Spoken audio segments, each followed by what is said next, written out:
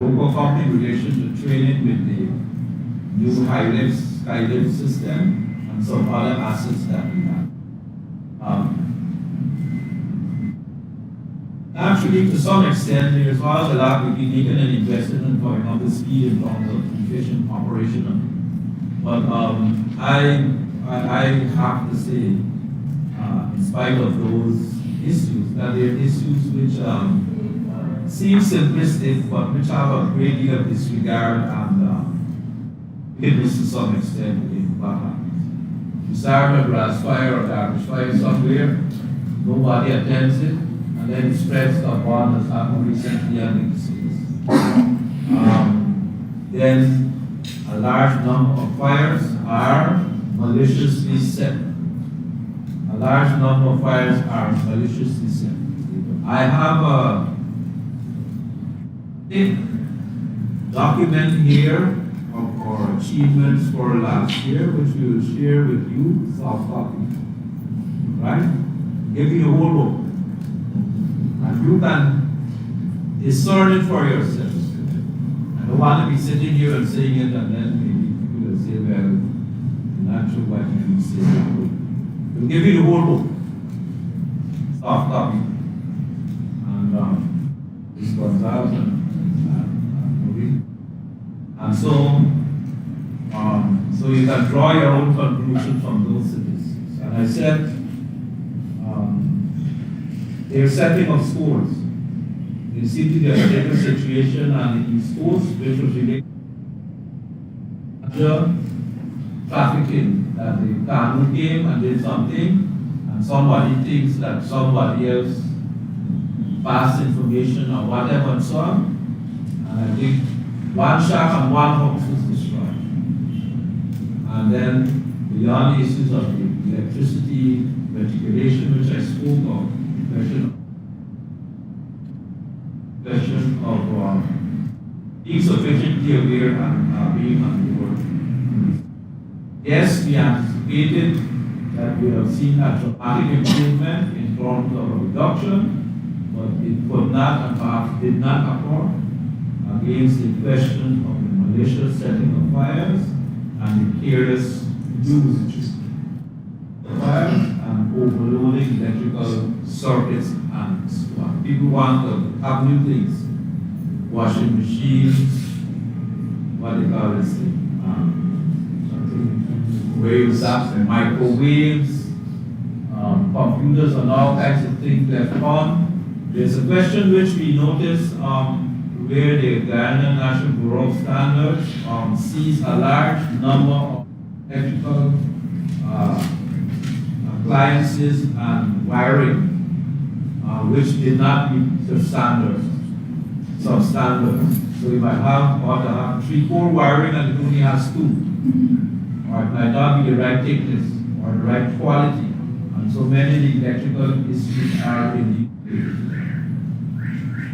Finally, for me, in relation to the Guyana Defense Force helicopter crash, as the Minister of Current Affairs, did you receive a progress report on how the investigation is progressing from GCCI, the police, and the black box was sent to Washington, I believe, as part of that investigation? Could you say if there's that deadline in which that is expected to be returned here in Guyana? No, I am awaiting as a member of the Defense Board, apart from the sites in relation to the progress of the investigation. I'm aware that the black box has been sent up.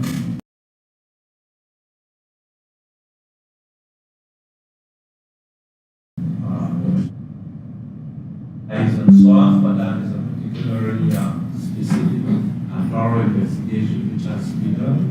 So we await those.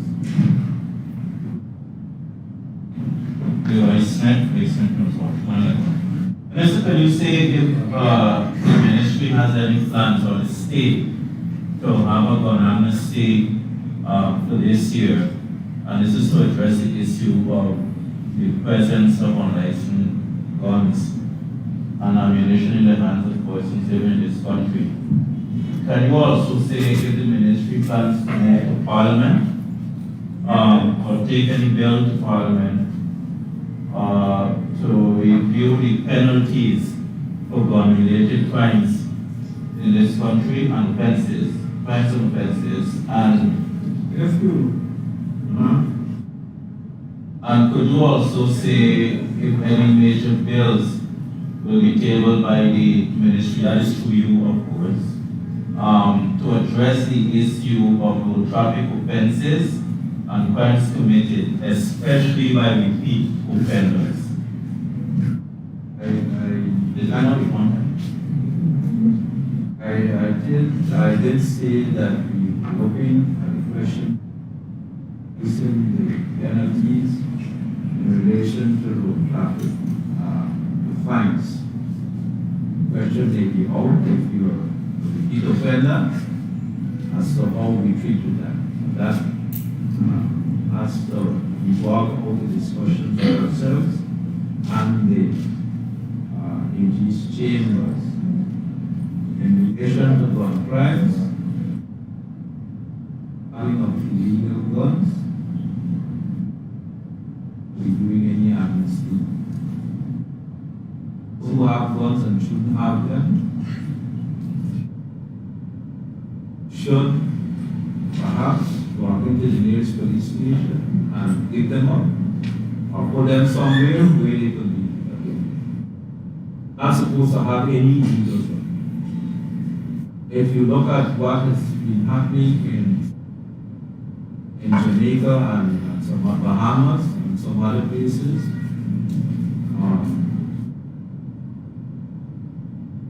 question of having an illegal gun, those instances has nothing to do with being somebody in the bush and wanting to shoot white hogs or whatever, like cocaine.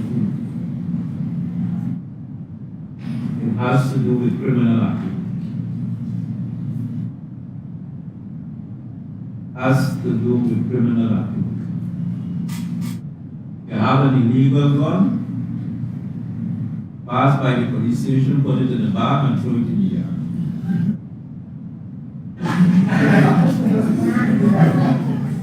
And then we might be drinking anyway. But don't have it. We're thoroughly against it. If you look at what, I don't need mention specific truths. If you look at what happens to women and children and all kinds of people, it has to do with drug activity. It has to do with organized crime. It has to do with protecting yourself against like-minded persons like yourself who are in criminal activity.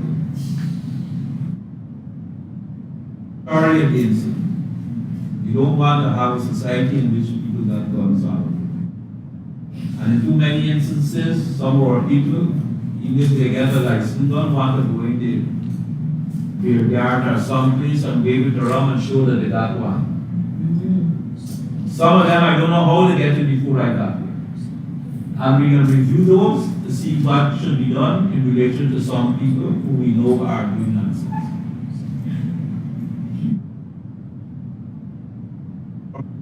NODC and others. There is funding being given by the Canadians and the Germans and others in respect of the reduction in gun crimes and the possession of drugs and in relation to the legislation related to those. I believe that somebody saw with an illegal gun and you have none, there should be no remand given. I don't know how people get remand for having a firearm or $1,000 bill or some nonsense. I don't understand it. You mean remand or you mean they shouldn't be given bail? That's one clarity. They shouldn't be given bail. They shouldn't be given bail. But Minister, and that is why I asked the question, because there are things that we want to do, but then there is what the law states. And I know why you're asking me that the issue of the repeat offenders, because we often hear the conversation of the judiciary not cooperating with the police or vice versa, but then when a matter goes before a magistrate or a judge, they can only work with what is before them and what they are. Remember, there are statutes of of the Constitution, so so they can only act based on what the law, how the law guides them to act. And that is why I'm asking if we can see anything coming from your ministry to Parliament to address this issue, to put more power in the hands of whoever to ensure that there's greater penalties and accountabilities for persons found with The weapons discussion and the work crimes. is on the way with respect to it. The extent to which it happens now is surprising to some extent for us, but every agency almost is involved in responses to the police, the prison, the fire, the Kanun particularly. Everybody is involved in this.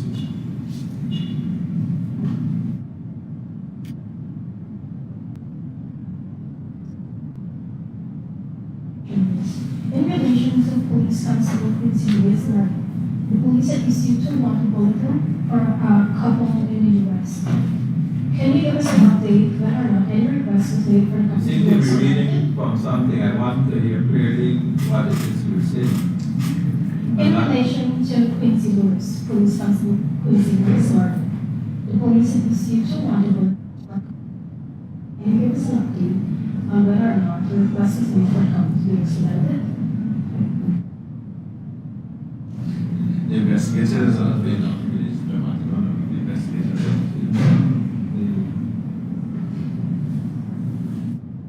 We will answer you more properly exactly.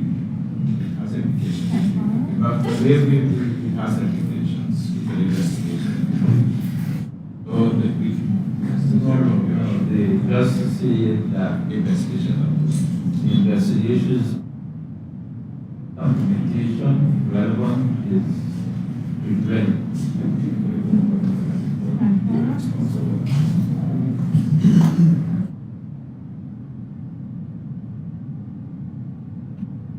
Marshall from the Minister. Minister, you spoke about with respect to gun-related crimes such as robberies.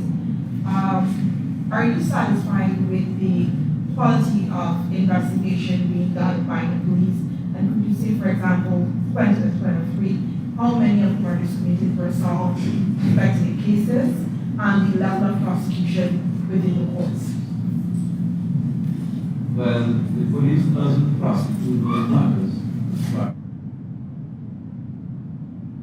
then I did see the rate. Serious crime is somewhere around 60+%. Most of those of the which are domestic murders, disorderly murders, most of those are as I said, we give the information. I am fairly satisfied that we get on those, resolving those fairly quickly.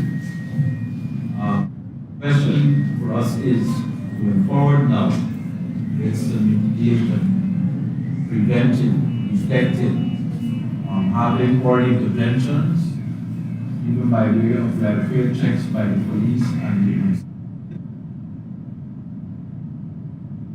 the NGOs to avoid things escalating to the point where a murder may occur. The disorderly and the domestic murder. There's a situation which if police do complain about, that will be domestic violence issues, but the reporter or the victim doesn't want to continue the matter at the level of the police.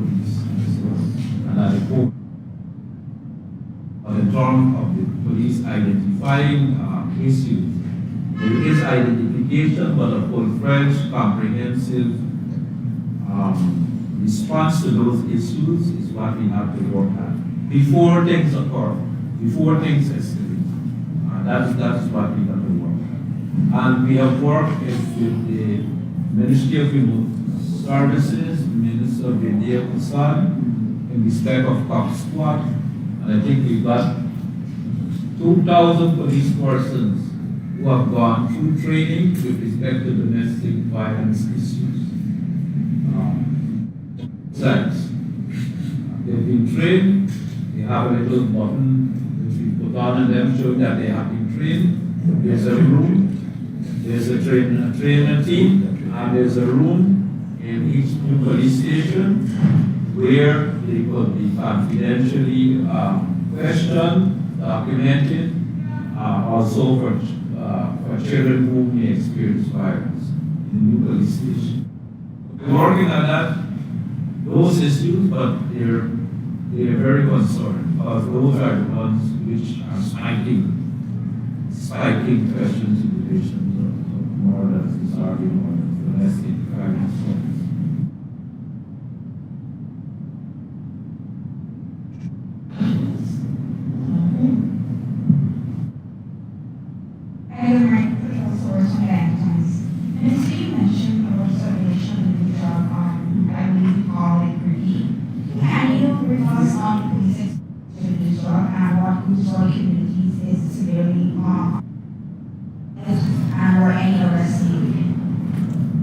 Just to say that PPE itself is not a new drug, it's a more potent form of its origin seems to be from Venezuela, I think. Yeah. Most of it, the seizures which Chicano have done up to yesterday morning. 200 and something kilograms. 172 kilograms of pounds. 173 pounds were seized along with 2 persons on a boat and an engine. Bags which were producing to contain fertilizer. And so those persons are incarcerated and the things that they had are seized.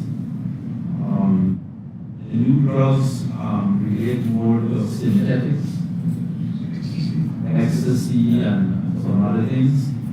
And one of the challenges of the police and the army relate to drugs which we are bringing from the United States. In the Guyana, in the handbag, or whatever.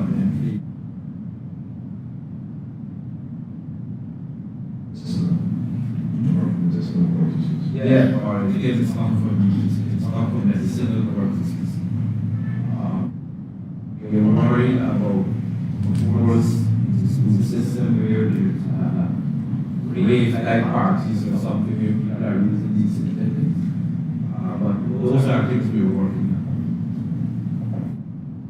Follow-up, you also mentioned about this dismantling of drugs within communities. Can you elaborate on this?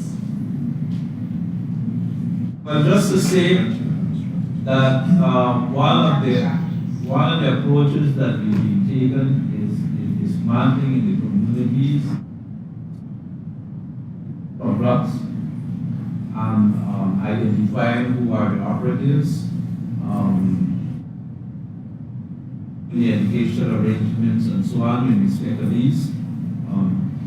There are many communities all around and in some mining camps and other areas. And so this is why the police and the Kanu are getting assets to spread out and to do more visits and interfacing in relation to this problem. Because as I said, this problem is structural with communities. Somebody get addicted, we sell out everything in your mom's house, and party, get into fights and so on.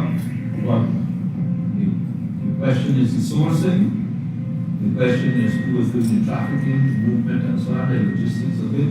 We are breaking those up. Being part of this. Yes.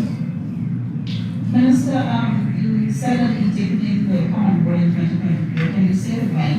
And secondly, is there a change coming to the head of panel? Why? Because Say again, what?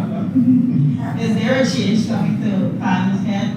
At the sub-turning exercise, the president made in passing about the directorial position, but I'm not sure, so. The we director just is need here. some The clarity. director is here.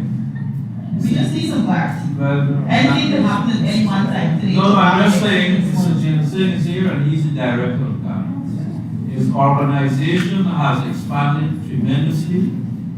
His footprint and activity has increased. The work of Kano has a lot of engagements with regional and international partners. Beyond what which is we've done here in relation to the advice and policy engagement with law enforcement nationally and regionally. And so it's a big task, a big job. And you yourself report on the fight that we have on. We've been successful, I think, and we look forward to much more coming out, both from the police and the government. It's going fairly well, I would say. Valitikian, it's in a fairly advanced stage. It's at the technical levels in terms of setting up. I hope we be by the middle of the year that we'll be in a position to have it in place.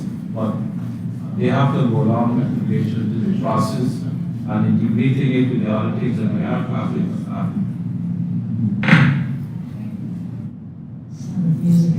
Can you say if the government will bring a bill specifically on the use of facial recognition in crime fighting? We will bring facial recognition. As I said before, all the legislative resorts which are necessary to have it in place will be there. We realize it is necessary given the challenges we have and the question of some characters who may be here or who may pass through here. We have the question not only of the transnational organized crime, too, but also sovereignty issues. We have to know. We have to know, but it will be backed up by sound and proper legislative resorts and protections. Just a follow-up to one question. This legislation means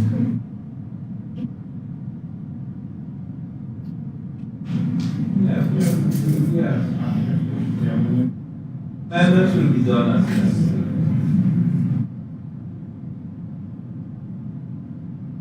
Thank you, media. I believe that brings us to the end of our questions from the media. Thank you very much.